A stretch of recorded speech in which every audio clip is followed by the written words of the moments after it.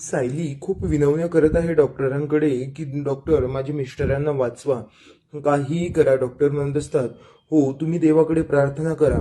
ती देवी आईजवळ तिला आठवतं की तेव्हा ती कुंकवाचा करंडा सांडला होता, म्हणून देवी माझ्या कुंकवाची परीक्षा घेत आहे असं सायलीला वाटत असतं.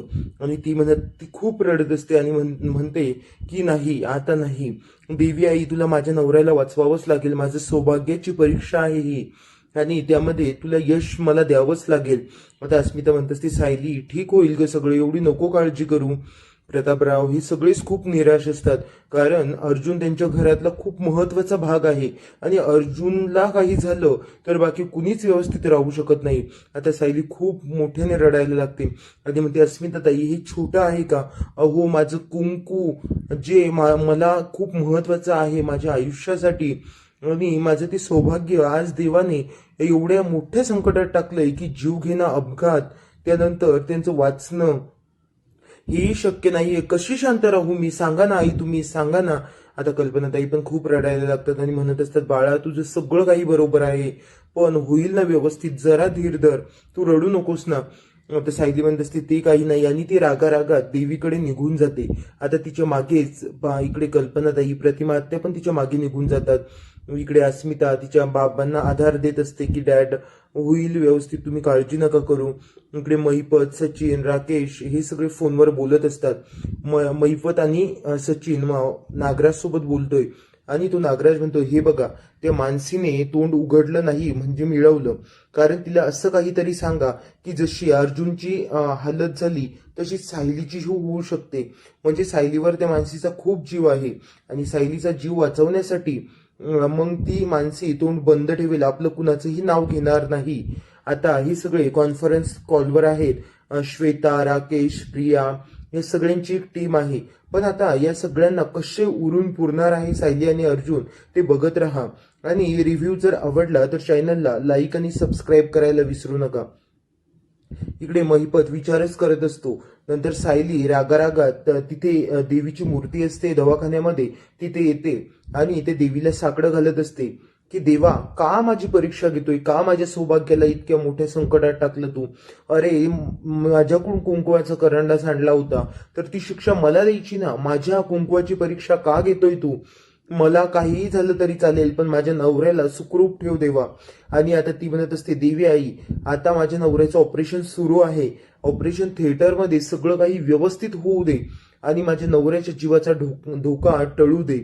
आता तोपर्यंत मी तुझ्यावर कुंकवाचा अभिषेक करते. आता कल्पनाताई आणि प्रतिमात्या तिला समजवतात. ती म्हणत असते नाही, मी कुणाचं काही ऐकणार नाही. आता प्रतिमात्या आणि कल्पनाताई पण रडायला लागतात, हात जोडून देवी समोर उभ्या असतात. तिथेच सायली अभिषेक करते देवीवर कुंकवाचा. इकडे कल्पनाताईंना, प्रतापरावांना अर्जुन सोबत घालवलेले क्षण आठवत आहेत.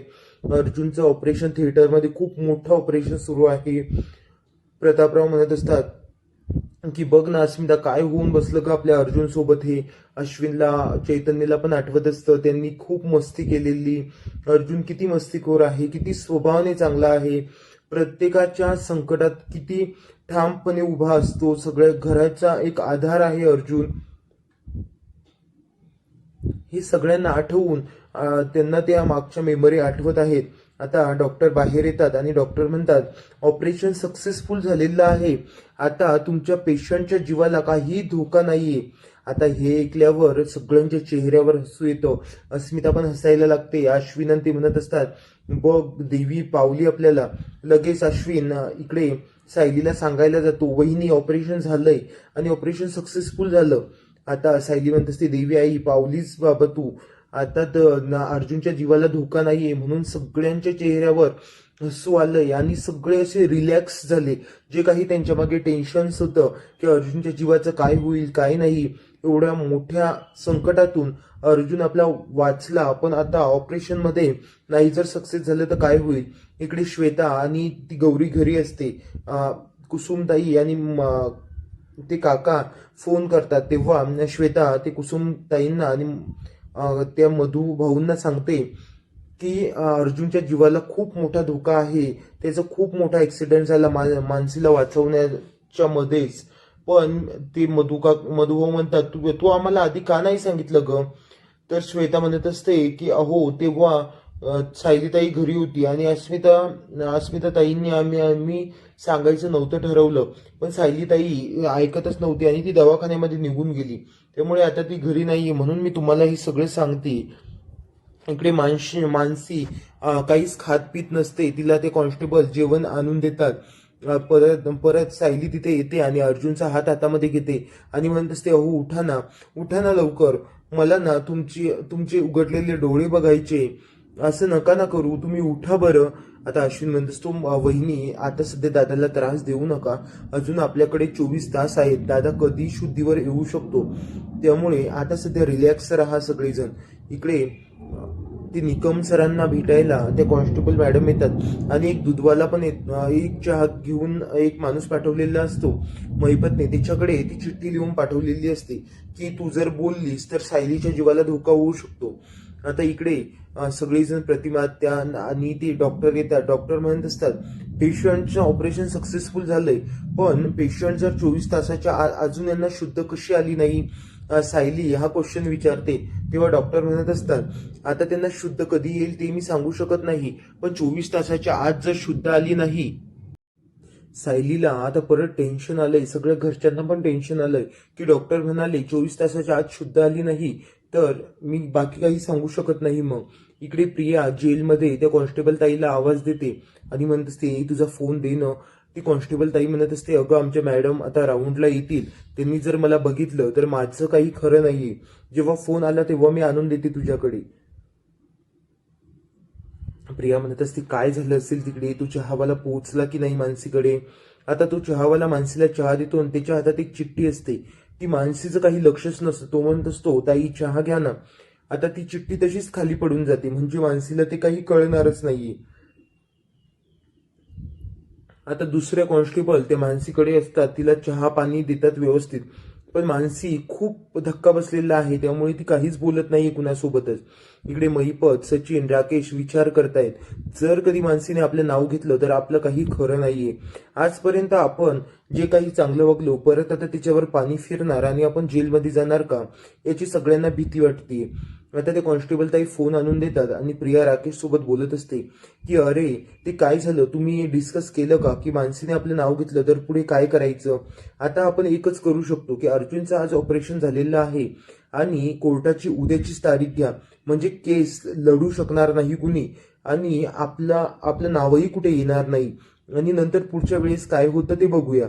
आता ती फोन ठेवून देते आणि विचार करायला लागते की आपण जे ठरवलं तसं जर झालं नाही तर आता काय होईल.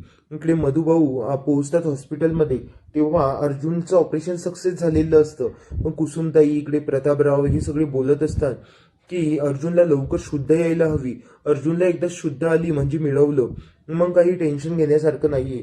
मधुभाऊ म्हणत असतात मला असं वाटतंय उगाच मी सायलीच्या नावावर आश्रम केलं, जोपर्यंत आश्रम माझ्या नावावर होतं असा कुठलाच गुन्हा दाखल झाला नव्हता, उगाच माझ्या सायलीच्या जीवाला टेन्शन लावलं मी आणि तेव्हापासून नसते उद्योगच होत आहेत, जे घडायचं नाही तेच घडतंय. अश्विन म्हणत असतात जाऊ द्या आता निगेटिव्ह बोलू नका, जे होतंय ते बघायचं आणि पुढे चालायचं. इकडे राकेश म्हणत असतो की प्रियाला भेटायला आलेला असतो. प्रिया नीट समजावून सांगते की आपण त्या माणसीला जाऊन डायरेक्ट भेटायचं का. सचिन म्हणत असतो एवढी मोठी रिस्क घेणं आपल्याला परवडणार नाहीये, पण आपण दुसरं काहीतरी करू शकतो. आता ती उद्याची तारीख घेण्याचं पण यांचं आताच डिस्कस होतं. सचिन म्हणत असतो ग्रेट आयडिया, हे जर केलं तर सायली काहीच करू शकणार नाही आणि अर्जुनही केस लढायला पोहोचू शकणार नाही आणि दुसरा वकील शोधायचा म्हणजे एका दिवसाच वकीलही मिळणार नाही, म्हणजे यांची ही डेट काहीच करू शकणार नाही. त्यामुळे आपण आता निवांत राहूया. आता प्रिया म्हणत असते ते सगळं तर झालं, पण आपल्याला जर दुसरं काहीतरी करायचं असेल आणि एवढं करून मानसीने जर नाव घेतलंस तर आपल्याला परत जेलमध्ये जायला नको, अशी काहीतरी हिंट आपल्याला मिळायला हवी, म्हणजे या सगळ्यातून सुटण्याचा आपल्याला मार्ग मिळेल. आता त्यांचा जो वकील असतो त्याला फोन येतो. आता सचिन म्हणत असतो वकील साहेब तुमच्या जज साहेबांना सांगा की अर्जुन सरांना उद्याचीच तारीख द्या, कारण केस लढण्यासाठी अर्जुनचं ऑपरेशन झालेलं असल्यामुळे तो येऊ शकत नाहीये आणि तुमचे काही पॉइंट्स सोपे होऊन जातील. इकडे कल्पनाताई अस्मिता या सायली सोबत बोलत असतात. सायली म्हणत असते हे सगळं झालं पण आता आता काय करायचं, हे शुद्धीवर केव्हा येतील हा प्रश्न तर आहेच, पण हे सगळं कशामुळे झालं ना हे तर मला शोधायचंच आहे. प्रतापराव तसंच सायली बाळा तू प्रेग्नेंट आहे, बाकी सगळ्या गोष्टींचा विचार आता करू नको, सगळं काही व्यवस्थित होईल. अस्मिता पण म्हणत असते हो डॅड सगळं व्यवस्थित होईल. इकडे अश्विन म्हणत असतो की नाही आता वहिनी आपण घरी जाऊयात. पण सायली म्हणत असते नको, मी यांना केव्हाही शुद्ध येऊ शकते, तेव्हा मी इथे असायला हवी. मी जर नसले तर मला घरी काहीच म्हणजे व्यवस्थित वाटणार नाही आणि हुरहुर लागलेली असेल माझ्या जीवाला. आता सगळेजण तयार होतात आणि म्हणतात थांबू द्या सायलीला, आपण सगळी घरी जाऊया. प्रतिमा आत्या म्हणत असतात आता नवीन शो येतोय त्यामध्ये पहिल्याच दिवशी ठरलं तर मग आणि लग्नानंतर होईलच प्रेम या मालिकेचे कलाकार जाणार आहेत. ते थोडासा प्रोमो दाखवलेला आहे. आता पुढील भागामध्ये चैतन्य सायलीला सांगतो की आपल्याला कोर्टाची उद्याचीच तारीख मिळालेली आहे, आता काय करायचं. इकडे मैपत हे प्रियांती बोलतच असतात की आता अर्जुन येऊ शकणार नाही म्हणजे काय करतील याचाच विचार हे सगळे करतायत. आता सायली म्हणत असते असं करून चालणार नाही. आता अर्जुन शुद्धीवर आल्याच्या नंतर अर्जुन सायलीला म्हणतो सायली ही केस तू लढ, तू व्यवस्थित लढू शकतेस. आता पुढील भाग खूप इंटरेस्टिंग होणार आहे, त्यासाठी चॅनलला नक्की सबस्क्राईब